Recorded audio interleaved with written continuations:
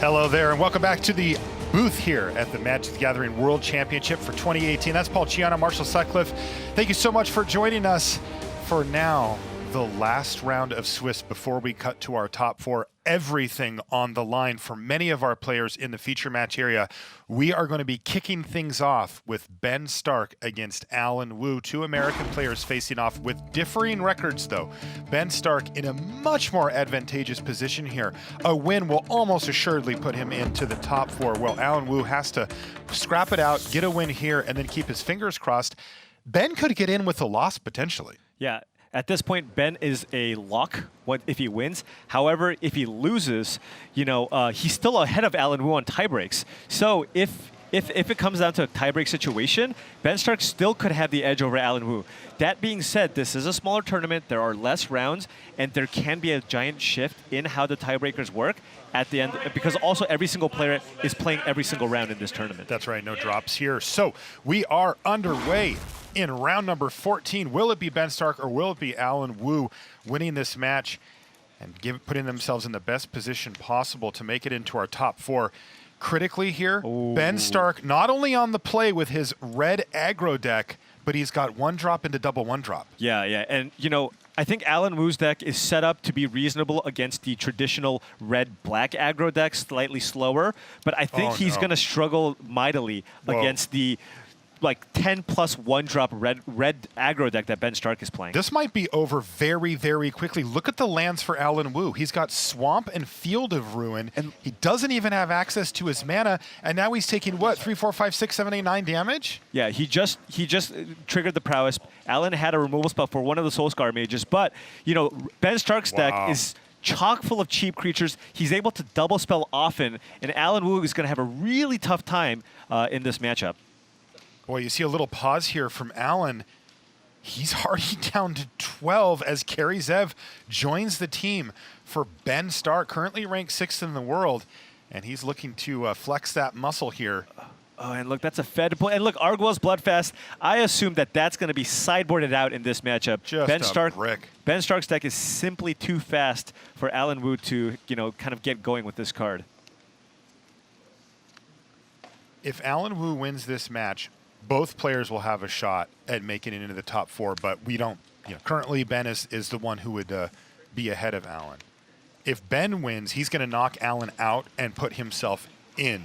There are so many different permutations that could occur. Javier Dominguez and Gregor Kowalski both are 10-3, and they got paired down against an 8-5. So if both of them win, they knock out both of the 8-5s. So if Ben Stark loses and Alan Wu wins, that puts two people with an X5 record, and then on top of that, Shahar Shenhar is also playing for a slot. So if Shahar loses and the 10-3s both win, Ben Stark can still win. It can still be a lock if Alan Wu wins. So a lot going on there. That's right, and you see Ben Stark off to the great start here in the early stages. He even had an Earthshaker Kenra to follow up that last turn and push through 2 more damage. So now Alan Wu has fallen to a critical 6 against the red aggro. This is not just regular red either. He has burn spells. He has cards like Wizard's Lightning and Lightning Strike that he can use to finish off Alan Wu, though, as we see, the hand has been emptied here for Stark. What did he find for 3 mana? A Chain Wheeler. That would be game, and that's going to do it. Ben Stark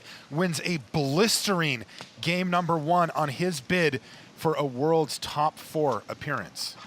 Yeah. And this is exactly, these are the types of decks that Ben Stark really wanted to play against going into this tournament. All the slower decks that are maybe looking to kind of go over the top of the red-black mid-range deck. Look at blue-black, for example. You're playing Glintsleeve Siphoner, try to grind people out. You're playing Champion of Wits. But if Ben Stark's playing a deck with a ton of cheap creatures, shock. There's so many different instances where he'll be able to double spell and just make it so that it just makes it extremely difficult for Alan Wu to stabilize. Matchup looks real bad. If our first game is any indication, Alan Wu is going to have 2 more shots here to win back-to-back games.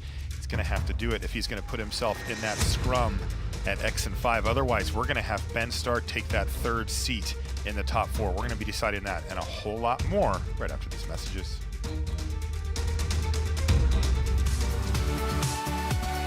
Looking for a place to hang out and play Magic? Head to your local game store this and every Friday to play Friday Night Magic events. Get more info at magic.wizards.com/FNM.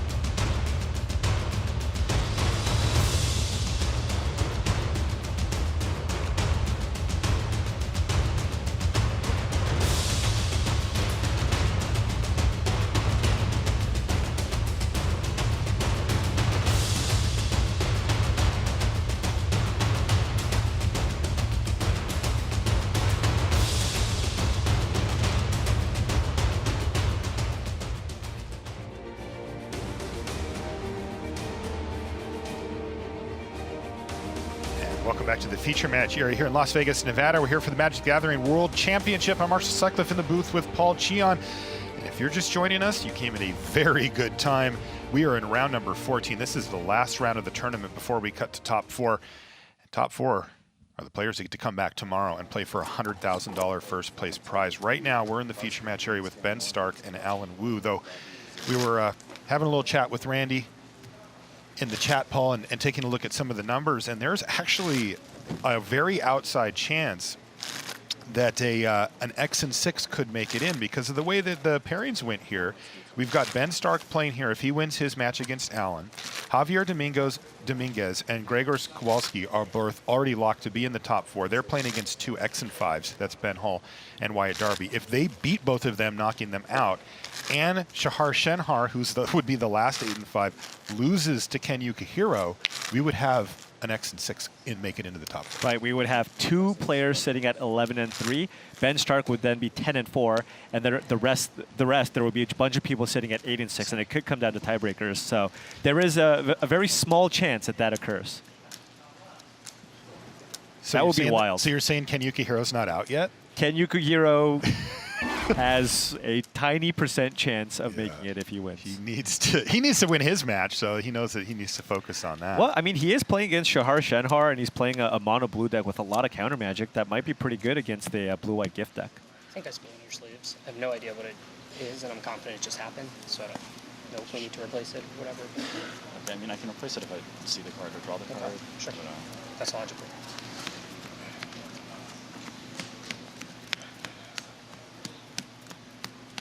Certainly some tension down in the feature match area as the players take a big, deep breath. This has been a very long weekend of intense Magic. You know, when you sit down across from a player at the World Championship, boy, you get put to the test round after round after round, and it never ends. You know, you never get the round where you sit down and you think, I've probably prepared more than my opponent for this, or, you know, I really have a good idea of what's going on, and maybe my opponent thinks otherwise. Instead, you're just looking across at GP champions, PT champions, players of the year, and it just never ends. Yeah, I mean, this is the best of the best here at the World Championships, and yeah, players got to keep their focus and keep their minds on the task at hand, even with the extra stresses involved with the level of pressure that we have here.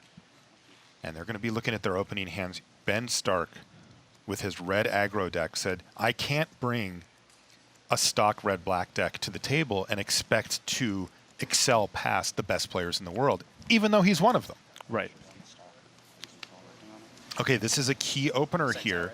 First one drop from Ben Stark gets dealt with by Infernal Reckoning. That was Bomat Courier. Yeah, nice little life gain as well. So this is exactly the type of start that Alan needs.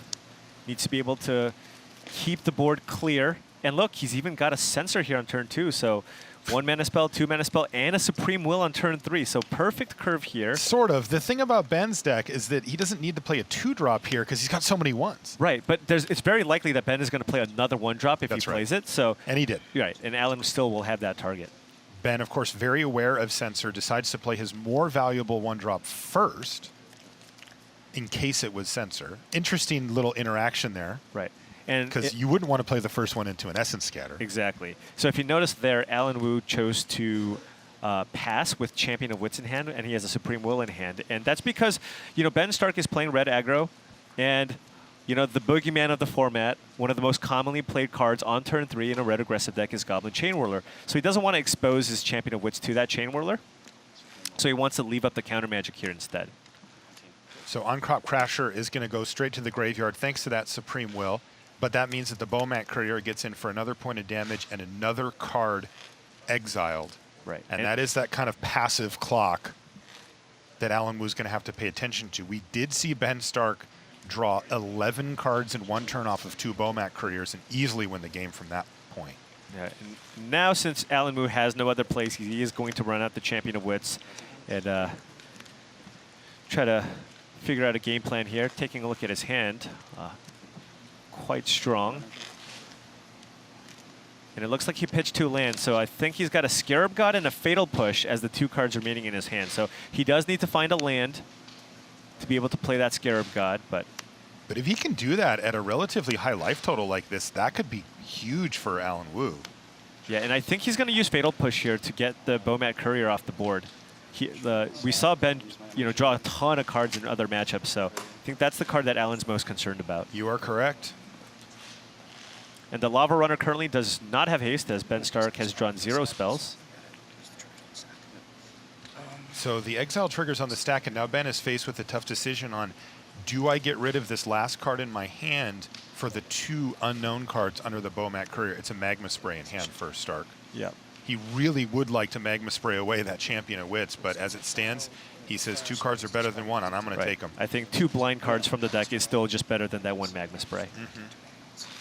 He's going to pass the turn back. Alan wants a land. He did not hit. Instead, it was Commit to Memory off the top of the library. Now, that should buy him some time, right? It does. It does. If Ben Stark fires off something like a Chain Whirler here, he can answer it, and he has access. He does have that Champion of Wits to trade with one of the 2 creatures that Ben Stark has on the battlefield. This is almost certainly going to be a hit with a commit. Second from the top, he says, yep, that's a correct Ben Stark, but that does mean that we're going to see 2 attacks here, though. Now, this thing can block.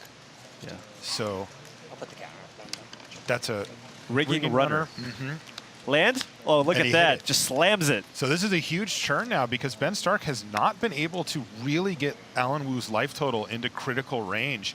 And now Alan says, I've got the Scarab God. What are you going to do about it, Ben Stark? On top of that, he does have that Champion of Wits in his graveyard to eternalize on the following turn. Loving Alan Wu's chances now that he found that land. Ben's deck is able to chip in the last few damage quite easily, but not from 15. Wow, he's going to attack with both.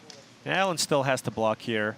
And it looks like he's going for the first strike here because he doesn't want... Ben is currently sitting on 5 lands. If he hits land number 6, he can eternalize Earthshaker Kenra if it dies. And this is going to be a Banefire now from Ben Stark. He's going to use it to finish off the Scarab God. The problem is it doesn't exile it. He's going to get it back in his hand anyway. It's just a tempo play. No, I think you're right. I just chicken scratched it. Yeah, so he's just going to replay the Scarab God, and there's not a whole lot Ben can do from this spot. No, this is not sustainable. Now, that is a nice draw there. On-Crop Crasher with Exert says you take 5. And Ben is now starting to get a little more threatening, but this turn's going to be very big for Alan Wu. Right, and also keep in mind that on-crop pressure is exerted, so Ben Stark will not be able to attack with the next turn. And Alan Wu will be able to turn this game around very quickly, but with all the cards that he's going to get with this Champion of Wits through the Scarab God's ability. This is probably the last turn that Ben Stark will have with relative shields down against Alan Wu, as he's going to be able to craft a game plan and a hand that he can use to get to victory. And of course, once things turn around, Alan will just crush Ben. Ben's deck plays defense very poorly. Yeah. So given that on-crop crasher is in Ben Stark's deck, I'm curious to see. I'll be curious to see if Alan Wu chooses to attack with the Scarab God here to try to end the game quickly. But if he does do that, he leaves himself vulnerable to on-crop crasher after top of Ben Stark, followed by something like a lightning strike for lethal. And if you notice, he does get that scry trigger off the Scarab God, as he, with the upkeep trigger on the stack, he did use the 4-mana ability to basically eternalize a creature, and which did give him a zombie to both scry 1 and deal 1 damage to Ben Stark. Ooh, and he found an Essence Scatter, which makes it a lot safer for him to choose to attack with that Scarab God, because a top-decked on-crop crasher will now no longer do anything, as he has the counter. Really like Alan Wu's chances from this point. I think he's an overwhelming favorite to win this game and force a game 3. Ben's going to play Earthshaker Kenra just to get it into the graveyard as Alan Wu blocks it. Yeah, just and as Ben's a just going to 4/4. be mana efficient and just get it back with Eternalize right now. Yeah, he just wants to use mana. I mean, given that we see the Bending Fire, but it looks like Alan might just. Did he just have lethal there? Well, he said some stuff to Ben Stark, and Ben apparently either agreed that it was lethal or that he had no outs. Oh, I think he he was going to return Gitu Lava Runner, and he had 2 spells in his graveyard, so it has haste. Ah, gotcha. That's also, of course, why Ben decided to return his creature right away, is to dodge that activation from the Scarab God. So Alan Wu evens things up at 1 game apiece. It will not be so easy, he says.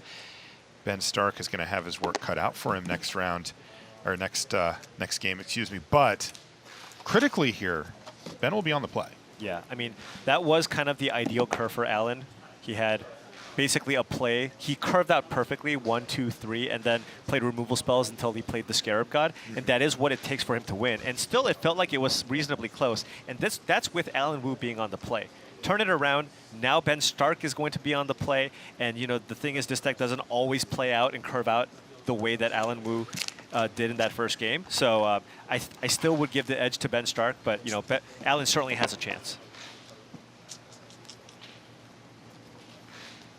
Yeah, a lot of stuff to look for if you're rooting for Alan Wu here by way of early interaction. I mean, that's what it really comes down to. Fatal pushes and the reckonings and stuff are so important. Okay, why don't we take a quick look in, Paul, over at Gregor's Kowalski, who's already locked up his seat. And he's trying to knock out Wyatt Darby, who's sitting at 8 and 5. A loss would eliminate him from competition here as far as the top 4 goes. And how good of a job is he doing? Well, this game, a little hard to see, but Kowalski is up a game in the match. All right, he's up a game, but it looks like he's kind of in trouble this game. I see a Rekindling Phoenix in play, a Phoenix Egg in play, along with a Karn, and Gregor's just has. Whoa. Is there a chain whirler If there's a coming chain up? whirler Oh my, here, that's it is gonna going to be huge. lights out for Gregor's Kowalski. Does he have it? I don't know. That's 3 mana, Paul. Oh, Kaboom. the dream. Wow. Look at that. He just made an omelet of Wyatt Darby's board, and now he's going to be able to kill Karn as well. What a devastating turn of events here in Gregor Kowalski's favor. It looks like Wyatt Darby may not be able to survive this one and may get knocked down into that X and 6 scrum. If everything goes right, he will be in the hunt there, but he's going to have to root for 3 other matches to go his direction. Kowalski just trying to decide how he wants to point his aggression here. And wow, what a turnaround. These can be swingy matches, but it can be very difficult to come back from behind. Gregor Kowalski says, not for me. Right. That was easy. Yeah, now we have, kind of an active Hazaret, and the red-black deck does not really have a whole lot of ways to deal with it. I think that's kind of meant to be somewhat of a mirror breaker. Kowalski goes, cute. Chain whirler of your own, huh? Not quite as effective here. I mean, doing what he can. Probably going to get that Goblin Chain Whirler off the battlefield with cut to ribbons, but I mean, that Hazard is just going to continue to just pound away for 5 damage a turn. It affects my chance at top 4, but I'm going to be playing game 3 no matter what. So as the dust settles here, we've still got critically Hazaret the Fervent on the side of Gregor Kowalski. And he's going to add a Heart of Kirin and start bashing now. Not a whole lot you can do from Wyatt Darby's seat here. Only 1 mana available. He's going to need to find an answer for Hazaret and quickly, or this one's just going to be over. If Wyatt Darby takes it this turn, he's going to go down to 8. Then Kowalski has a Hazaret activation, putting him down to 6. Then you can activate again, putting him down to 4. And then he has the ability to crew Heart of Kirin and also attack with Hazaret next turn. It's done. He didn't draw what he needed. He found a Scrap Heap Scrounger. And for Wyatt Darby, that's just not enough. It looks like there's no Glorybringer in his future this time. Glorybringer wouldn't even be good enough And here. it wouldn't even be good enough, would it? So now we're going to see a Dragon Skull Summit go upstairs and knock Wyatt Darby down to 6. And it doesn't even matter what Gregor's draws at this point, right? Yeah, he's basically just dead here. Yeah, he can just pitch any card he wants, knock him down to 4. Yeah, Get that Scrap Heap Scrounger into the Heart of Kirin, send it over, and that's it. Right. So even if Wyatt Darby chump blocks the Hazaret the Fervent with Goblin Chain Whirler, the Heart of Kirin will get in for the final 4 points of damage here. And he's also sitting at a comfortable 19 life in case something absurd happens.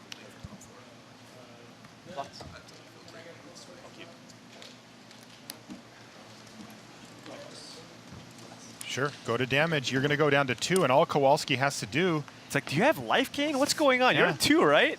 Throw whatever it is. He says, you don't have anything else. Yep. And that's going to do it. Gregor's Kowalski is going to defeat Wyatt Darby and knock him down to 8 and 6.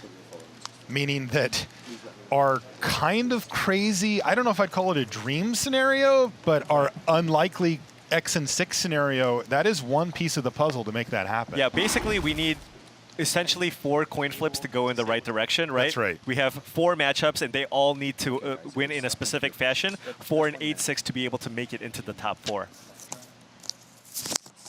By the way, what a great finish for Gregor's Kowalski. Just not that it affects his top 4. He's in that no matter what, but he finished at 11 and 3 against this field.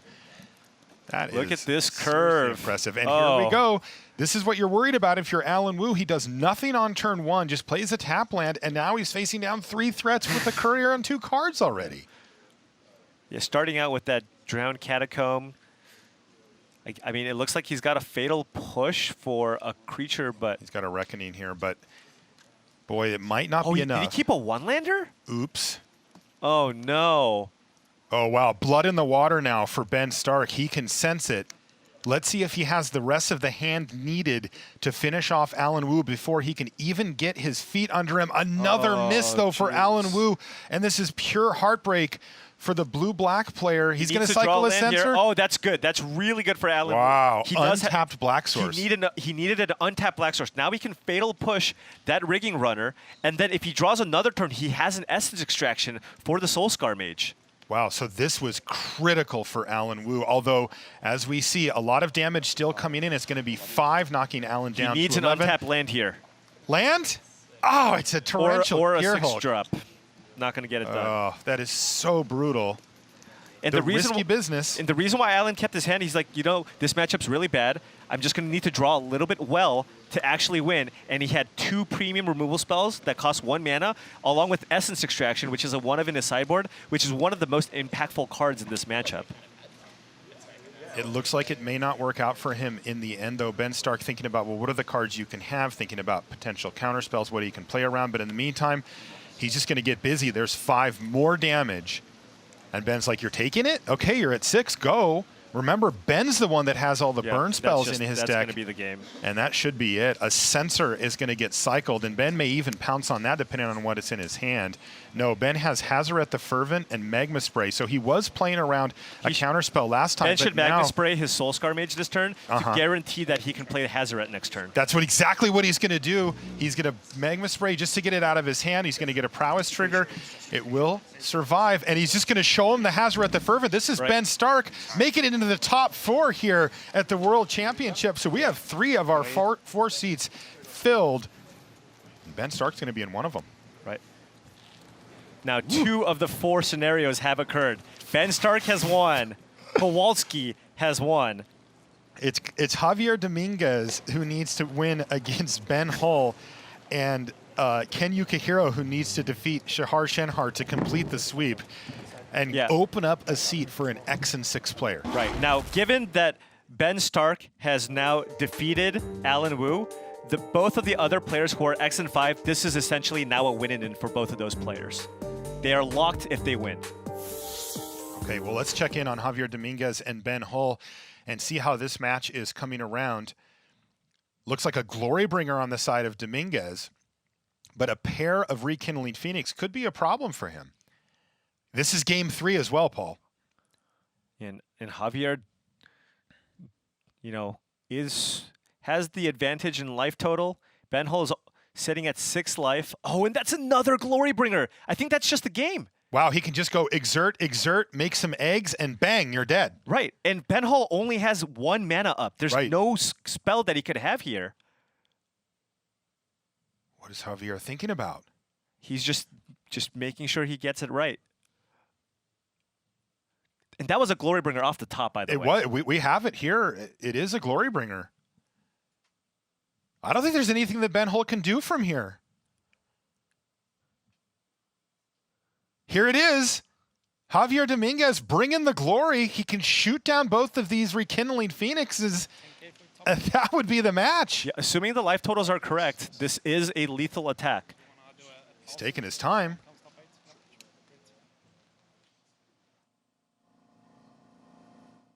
We have Ben Hull at 6. What is he? I'm very curious what he's concerned about here. Maybe the life totals are not at 6 because there's no way. Yeah, that would make more sense. Oh, no, he is doing it. He's still just going to chuck the Thopter for no blocks, and that's Javier Dominguez winning the match. Paul, we have won 3 coin flips in a row now. Is this what we want? I don't know, but it's kind of exciting. But it is exciting because now if Shahar Shenhar loses, all these players who have lost their win-ins still might have a shot at getting 4th place on tiebreaks. That's right. Only one of them can make it in, though. And we've got Shahar Shenhar versus Ken Yukihiro as our last match going. Excuse me, we're actually going to be looking at Elias Watsfeld and Reed Duke as the 7 and 6 players. One of them is going to stay X and 6 as well. Right. Wow. And Elias Watsfeld actually playing a deck very similar to what Ben Stark is playing. His deck was labeled as red-black aggro, but that's because he's playing Scrap Heap Scroungers with some Dragon Skull Summits. But he's actually playing the what's been a little more popular in recent for the recent mono red lists is he's playing Flame of Keld, the Flame of Keld mono red deck. So it looks like we're just at the onset of game number 3 of Elias Watsfeld and Reed Duke. Yeah, and interesting that Reed Duke chose to play red-black aggro instead of the Godpharaoh's Gift deck that both Owen Turnwald and Shahar Shenhar played, given that they all tested together.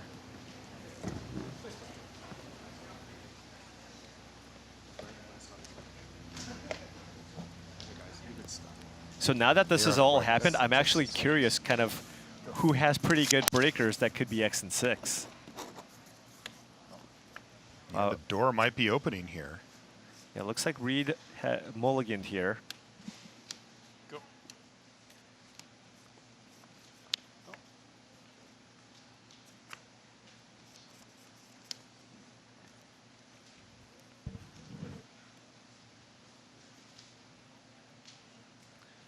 And, you know, Reed Duke does have one of the cards you want most off a mulligan. I do see a Hazoret the Fervent in hand, but don't think he has a creature here to crew that Heart of Kirin.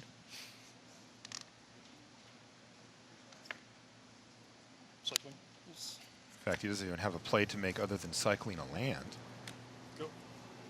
Does sound like he hit his land drop for the turn and then passed it back. And Elias's hand is pretty loaded here, but he does need land. There's a scrap heap scrounger now for Elias Watsfeld. Ooh, but nice little draw from Reed Duke. That was a magma spray to deal with that scrap heap scrounger, but Reed wants to be more mana efficient, play that Hazoret the Fervent, and I think there's a reasonable shot that he'll be able to empty out his hand next turn and attack with Hazoret. 19, Yep. 16. This is perfect. Reed Duke is going to be able to use Chandra's Defeat on Goblin Chain Whirler, Magma Spray on Scrap Heap Scrounger, and attack with Hazoret. Yikes. Yeah, that works out beautifully for Reed. Yeah, and he can play out the, I would guess the Canyon Slough just to make sure he has that black source, and then the 2 1-mana spells in his hand.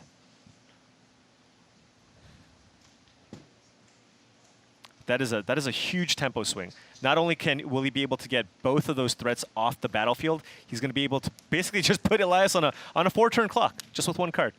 Reed is taking his time with this play, though. This is kind of interesting to me. I mean, he certainly wants to attack with the Hazoret here. I think so. I think he's determining whether or not he wants to play Mountain or the Canyon Slough. And he opted for the Mountain, actually, because this tells me that maybe he wants to draw more action, and his plan is to actually cycle the Canyon Slough and try to find, more threats and removal spells. Okay. Take a look at Elias Watsfeld. He earned his spot here in the World Championship by being our draft master at the Pro Tour. He had the best draft record of any player at the Pro Tour for the previous season. Really impressive stuff from him. Chandra not going to do a whole lot. It might just act as a way to kind of buffer Elias Watsfeld's life total. He's using the mana ability to be able to just kind of put more threats in play. He actually can use the Earthshaker Kenra as a way to chump block and keep that Chandra in play for a turn. Cycle. But Reed has 2 draws here at an interactive spell.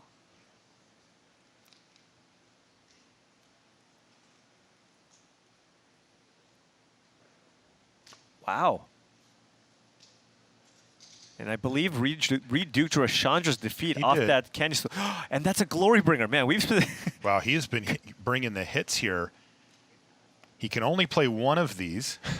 Yeah, so now Interestingly. he can play Glory Bringer here and exert to get the Earthshaker Kenra off the battlefield, attack Elias for 4, and then use Hazoret to finish off that Chandra. So just super mana efficient and just a really, really big turn.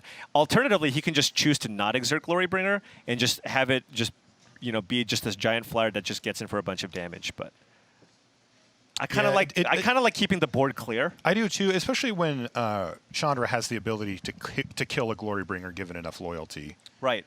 And Chandra can also give Elias the ability to, basically empty out his hand, add 2 red mana, play Hazoret as a blocker on top of something else. And if he does that, then Reed Duke won't actually be able to get hits in with that Hazoret the Fervent. Both. 9 damage. You're at No, he's going to ignore Chandra. Reed Duke says, you know what? I'm going to put you down to, yeah, I don't think Reed's at 6 there, but I think that Elias is. Right. And that sets up Reed Duke for basically a hit with either creature plus an activation of Hazoret, and the game would be over. Right. So now Elias desperately wants to empty out his hand to be able to block that Hazoret the Fervent on the battlefield, but I don't think he has enough. 4 cards in hand. They're all spells, Paul. Right. Can't play that mountain off of Chandra, so he's going to have to settle for 2 damage there. But how can he get these cards out of his hand? He can't. Right, and now he has to play a Goblin Chain Whirler, it looks like, just to chump block. And we know that Reed Duke has a Chandra's Defeat in hand, so this is it. Reed Duke is going to use Chandra's Defeat to get the Chain Whirler off the battlefield, use Hazoret's ability to deal 2 damage to Elias, and that's going to be lethal. Wow, great stuff from Reed Duke, just really scrapping it out after a tough couple of days at the tables. He had high expectations coming in, was one of the few people that you'd have near the top of your list as a favorite, and he ends up finishing at 8-6, defeating Elias Watsfeld and putting himself maybe maybe in a tiebreaker race? It's possible. I mean, I think Reed is less likely given that he had kind of a rough start to the tournament. But, you know, there's a bunch of 8-6s. I don't know what the tiebreaks are, so who knows? That's what your deck's supposed to do. Just lucky. And, you know, Hazret, still a goodie. I mean, you know, this is something that we saw, you know, the dominance of these red decks even a year ago with, you know, these heavy hitters like Glorybringer and Hazaret and Chandra. You know, all these cards are going to be rotating very, very soon. It'll be really interesting to see how these red decks evolve once the rotation occurs. Yeah, because as we've heard a lot throughout the course of the weekend, and of course throughout the course of Standard, is that there's like a kind of embarrassment of riches, especially at like the 4-mana, 5-mana slot for these decks. Right. And with a bunch of the good cards gone, we'll see if they can still stand. Now you on just their have own feet. Rekindling Phoenix. That's the right. 4-mana card. Okay, so we've got Brian David Marshall on the floor with one of our head judges with a word. Let's hear from him right now. Thanks, Marshall. I'm here with one of the head judges, Guillaume Bouzelen. Guillaume, there was a match between Shahar Shenhar and Ken Yukihiro that ended in a less than natural conclusion. Could you explain to us what happened on the floor? Yes, I was watching Yukihiro-san playing Shahar, and I noticed a very strange card in Yukihiro-san's hand. It was an artifact, he's playing mono blue main deck. And I stayed around the table for some time, and Yukihiro drew a card for the next turn. And at this time, he decided to call a judge about this failure to the sideboard. But as a judge, after the investigation, Yukihiro recognized that he discovered the mistake the turn before and failed to call an official at this time. And the infraction and the sanction for this is a disqualification for not calling a judge at the proper time when you discover a mistake. Okay, so Shahar Shenhar wins that match by disqualification. There will be a statement on the website, and I imagine maybe right at the news desk as soon as that's prepared. But that's the update here from the floor on the last of the feature matches that were in contention for the top 4. All right, thanks, Brian, for that update from the floor. A tough way to end the tournament, a disqualification for Ken Yukihiro there. That means that Shahar Shenhar has won his match and has improved to 9-5. And we're going to run the numbers for the final tally there, but I mean, that should put him in good spot for a top 4, I think. You know, not really the way you want to make it into the top 4. And, you know, Ken Yukihiro kind of one of the heroes going in because he was the one who did something a little bit different.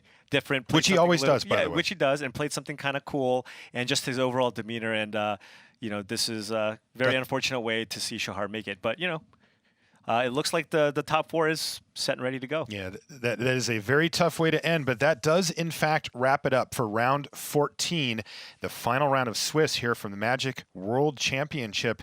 We will have our top 4 announcement right after this break.